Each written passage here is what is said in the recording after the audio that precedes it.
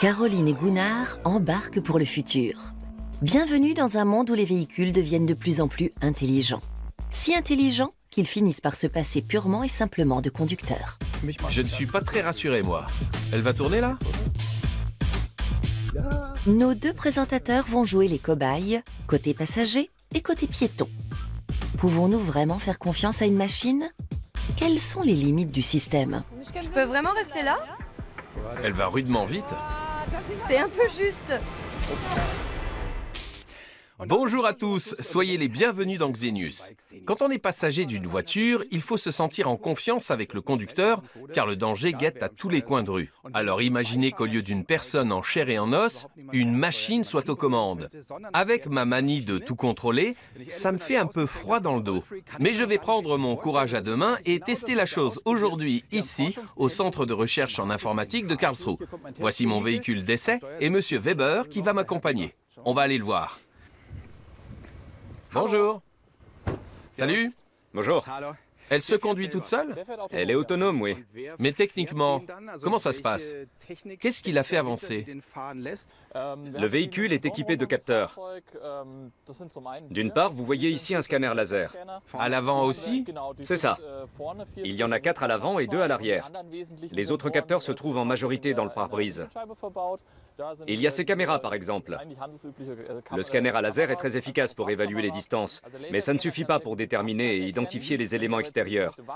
Si c'est une voiture, ça ira encore, parce que sa silhouette est très reconnaissable. Mais s'il s'agit d'un feu de signalisation, le scanner ne le reconnaîtra pas. Il faut une caméra qui, elle, sait que le feu est rouge et qu'il faut s'arrêter. La caméra voit et l'ordinateur interprète. Exactement. Où est-il? Dans le coffre. D'accord. Tous les signaux convergent ici.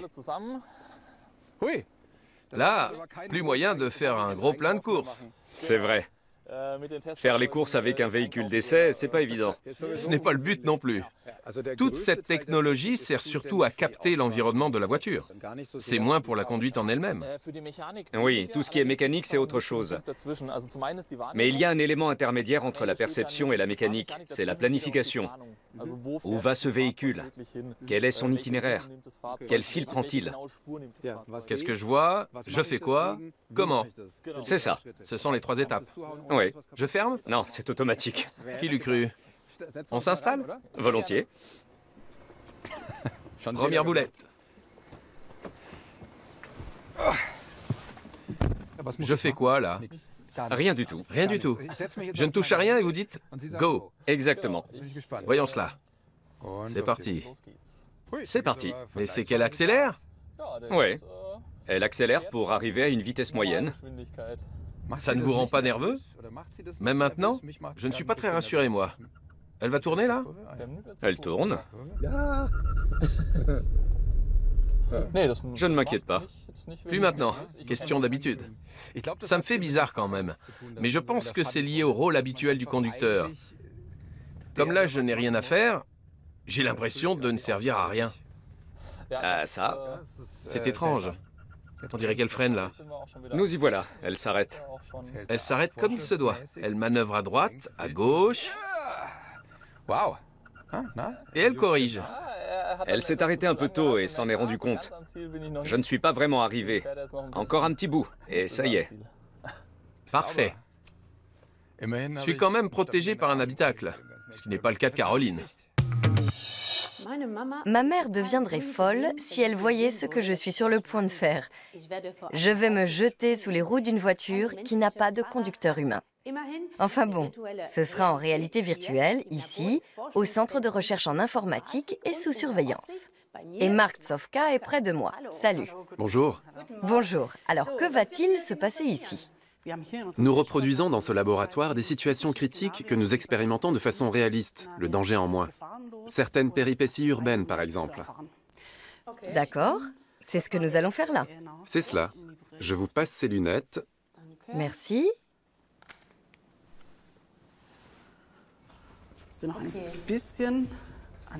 Vous allez vous mettre en position de départ. Ok. C'est comme dans la circulation normale. Tout à fait. Je suis sur un trottoir. Il y a un autobus qui cache la rue. En fait, Je ne vois pas très bien ce qui se passe. On va y mettre un peu d'animation en ajoutant de la circulation. Voilà le premier véhicule. C'est vrai qu'on a du mal à le voir arriver. Oui. Allez. J'y vais. Ça y est, je me suis fait écraser. C'était un peu juste, non? Eh bien, effectivement, il s'agissait ici de circonstances limites, pour un véhicule autonome comme pour un conducteur humain. Arrivé à un certain point des lois de la physique, on ne peut plus s'arrêter à temps. Mais comme tout cela se passait dans un environnement virtuel, nous pouvons évaluer la situation en toute sécurité et surtout la reproduire à volonté. Et tout cela en restant en vie. Oui.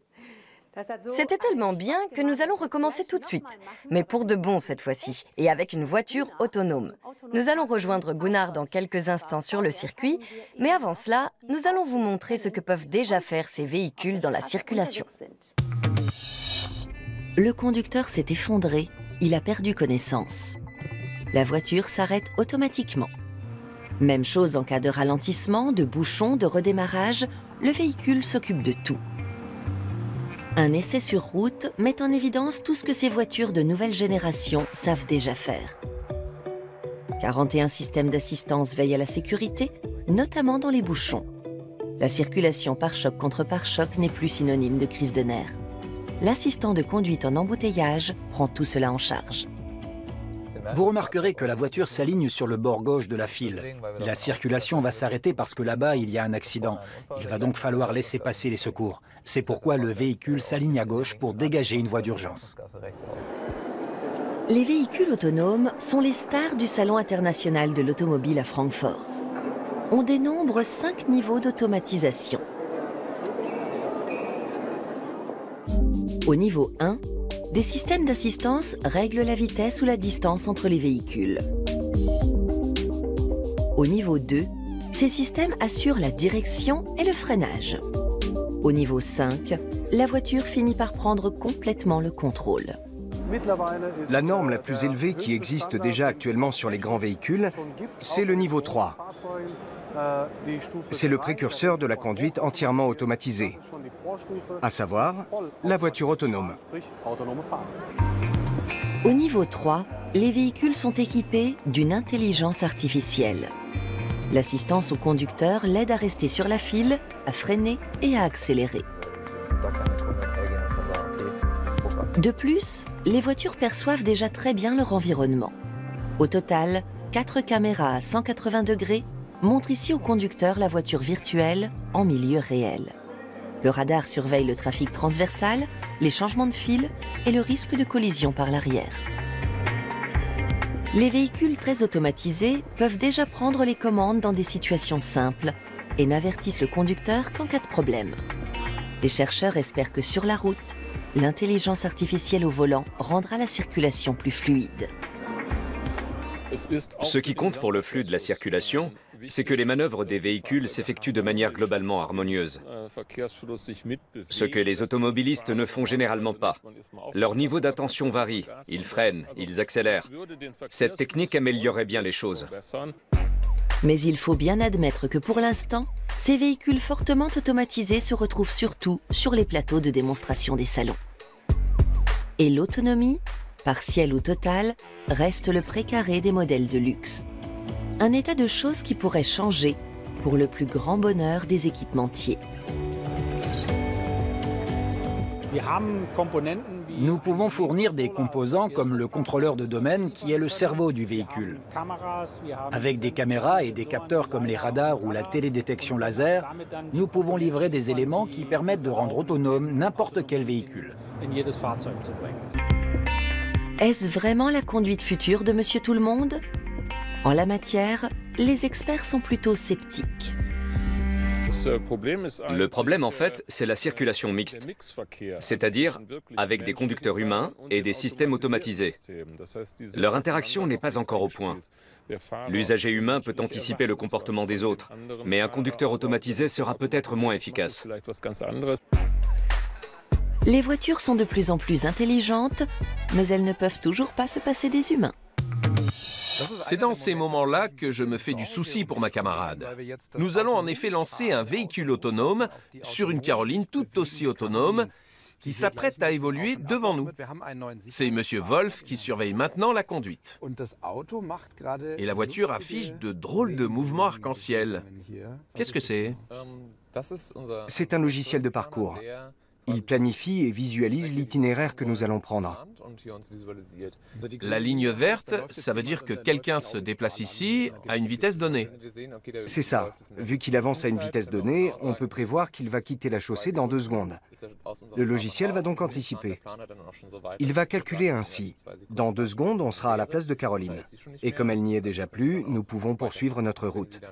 Si elle s'arrête et si nous voyons que nous pouvons y aller, nous passerons devant elle. J'ai hâte de voir ça. On y va?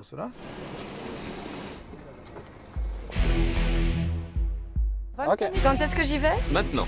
Déjà? Vas-y lentement. Avance un peu. Et là, j'attends? C'est ça. Voyons ce qui se passe. Je vais me faire renverser, là. Elle s'arrête. Je peux vraiment rester là? Elle va rudement vite. Oh là, elle a réagi là. Elle l'a évité. Je pensais que l'embardée serait plus grande. Elle est passée tout près. Il faut vraiment faire confiance à la voiture et au système. Et on s'arrête. Alors? Tout va bien? Oui? Sûr? Tu as eu peur? J'ai eu peur, c'est vrai. Je trouve que la voiture passe très près. Elle a pas mal manœuvré à un moment. Qui a manœuvré? Bah elle? Vraiment? Oui, elle a fait un écart, mais elle t'avait repéré. Tout était sous contrôle. Mais bon, tu pouvais pas le savoir. Non? Ma pauvre.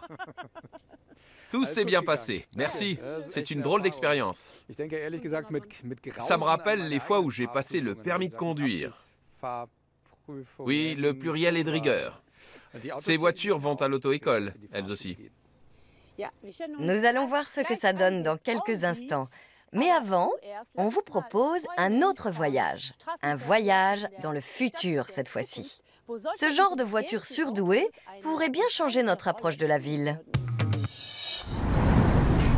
Voici à quoi ressemblent nos villes aujourd'hui. Sur les routes, stress et embouteillages sont notre pain quotidien. Des millions de gens se rendent au travail, les artères principales sont bouchées, nos centres-villes sont bruyants et pollués. Plusieurs projets sont envisageables pour en finir avec ce genre de problème. Certains misent sur la voiture autonome combinée à l'autopartage. Il faudrait alors moins de véhicules pour transporter les gens d'un point A vers un point B. Cela sonnerait le glas des embouteillages et de la voiture particulière.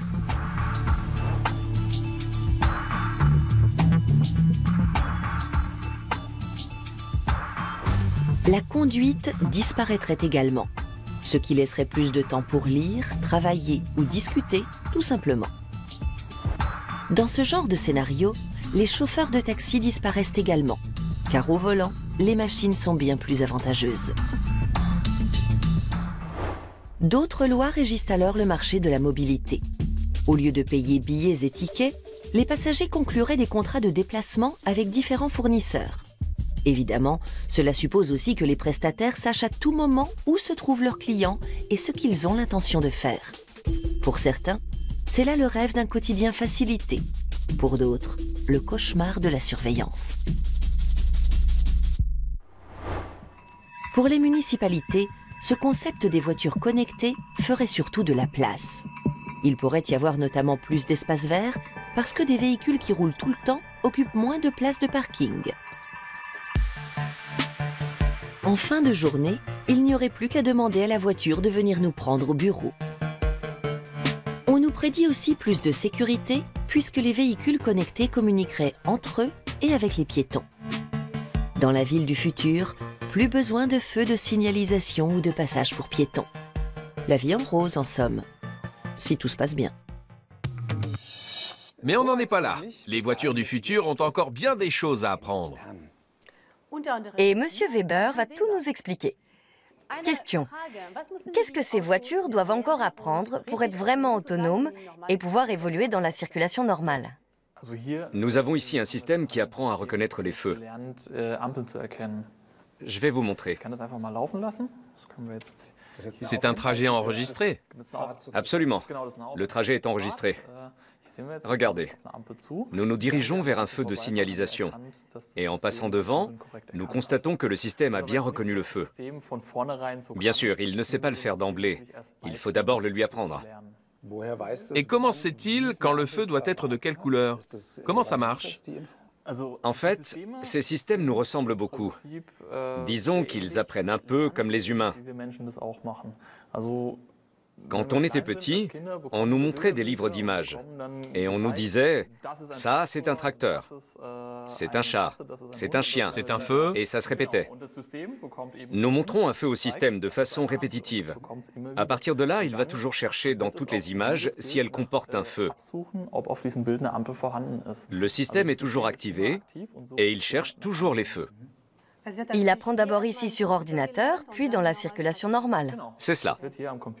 L'apprentissage se fait sur ordinateur, puis on transpose le modèle acquis ici à la circulation routière. Regardez comment ça marche. Ça, ce sont les prises de vue que nous avons effectuées auparavant. Là, vous pouvez voir les feux de signalisation. Nous pouvons les sélectionner et noter que c'est un feu, qu'il est rouge, avec une flèche orientée à gauche. Ce qui nous donne une image porteuse de l'information. Il s'agit d'un feu, il est rouge, avec une flèche à gauche. Et nous répétons cela des milliers de fois. Et il devra s'exercer aussi souvent que moi? Absolument. Nous faisons cela avec des milliers d'images que le système doit apprendre. On les lui présente encore et encore. Il les voit quantité de fois, ce qui nous donne en fin de compte un modèle que nous commençons par tester avant de le mettre en œuvre dans un véhicule. Le modèle monté n'a aucun défaut.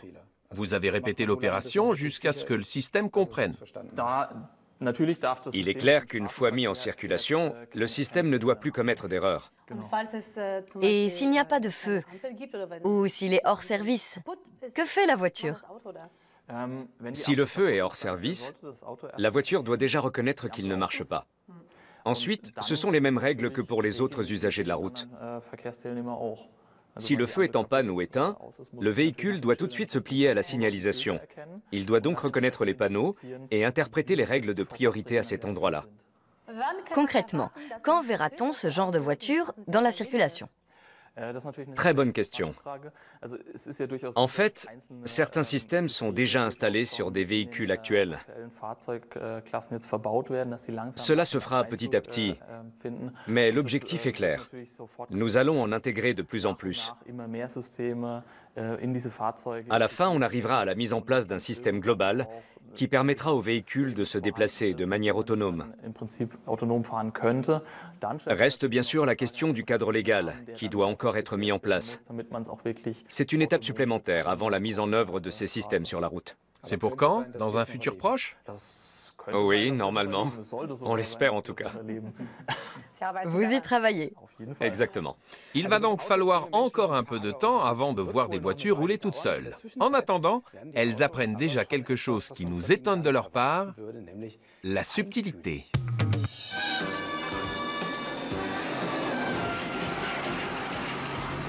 Ouvre le toit! Vous voulez vraiment faire ce à quoi je pense? À toi de jouer! Une pulsion suicidaire? La série K2000, avec sa voiture intelligente appelée KITT, était en avance sur son temps. En 1982, Hollywood met en scène un monde où une voiture peut comprendre son conducteur, lui prodiguer des conseils et intervenir activement dans les situations critiques. Ce modèle d'essai en est lui aussi capable, du moins en partie. C'est une voiture qui veille à la sécurité sur la route. Elle le fait via différents canaux de détection qui, combinés entre eux, peuvent déterminer précisément dans quel état émotionnel se trouve le conducteur. C'est donc une sorte de psychologue qui sait mieux que nous comment nous allons. Notre pilote d'essai va nous montrer comment ça marche. Une fois câblée, Annika monte dans la voiture. Plusieurs caméras sont dirigées sur son visage.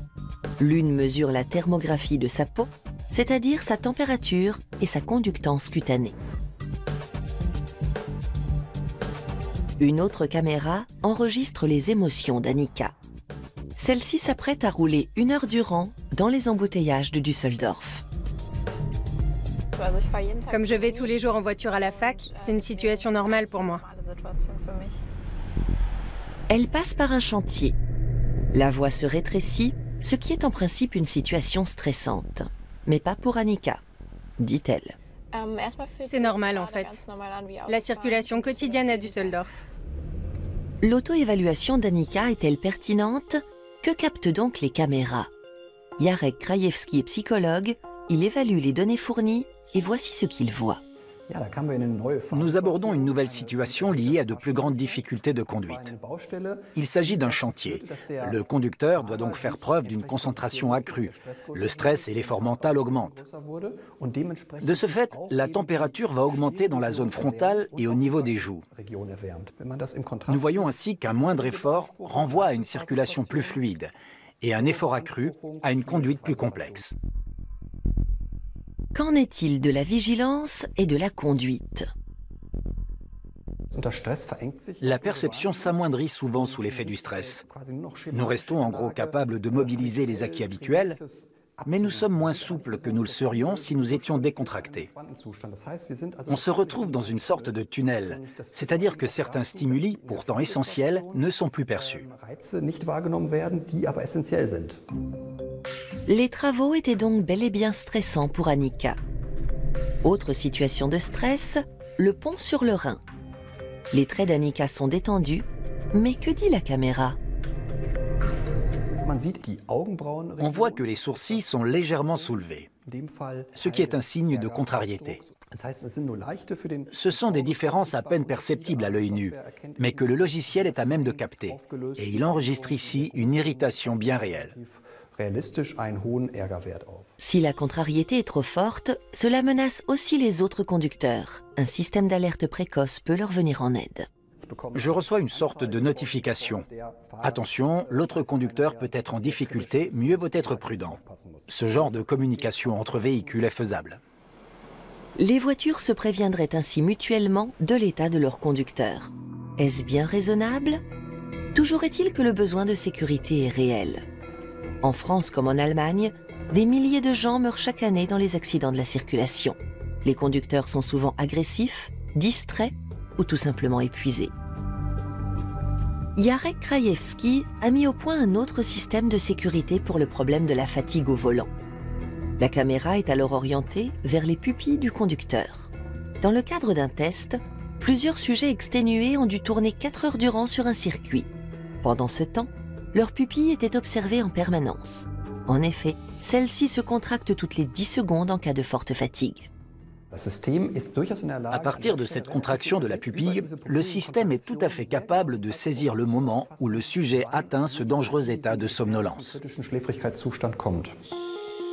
Le système de détection précoce de la somnolence a passé toutes les phases de test avec succès.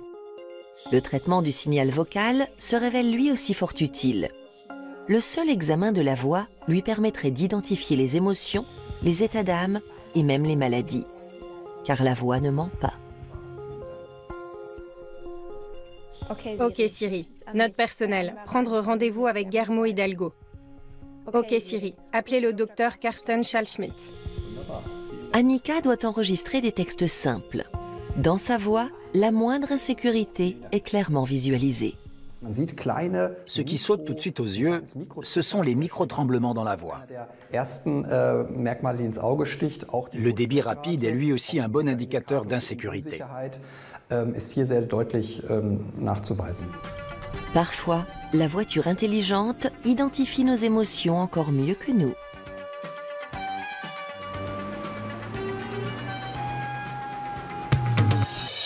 Caroline et moi sommes bien entendu tout à fait capables d'identifier les émotions et nous allons le prouver pour clore cette émission.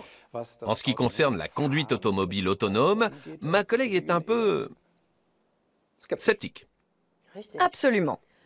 Mais au volant de la voiture autonome, Gunnar était vraiment emballé. Tu l'es toujours d'ailleurs. Et ta rencontre avec ce véhicule était plutôt anxiogène. Oui. Toujours est-il qu'en ce qui concerne l'avenir de cette voiture, nous sommes résolument... Optimistes. Oui. Sur ce, à la prochaine fois. Salut. Laisse-moi faire. Non, c'est moi.